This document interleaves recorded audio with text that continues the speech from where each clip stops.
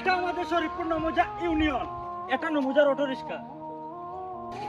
এটা নমুজার অটোমেটিক পানি পড়ার কোল, এটা নমুজার খেলার মাঠ, এটা নমুজার জামে মসজিদ, এটা নমুজার টাইটানিক কেটলা, এটা নমুজার আমতলা বাজার, এটা নমুজার টাইটেল মাদ্রাসা, এটা নমুজার মহিলা মাদ্রাসা,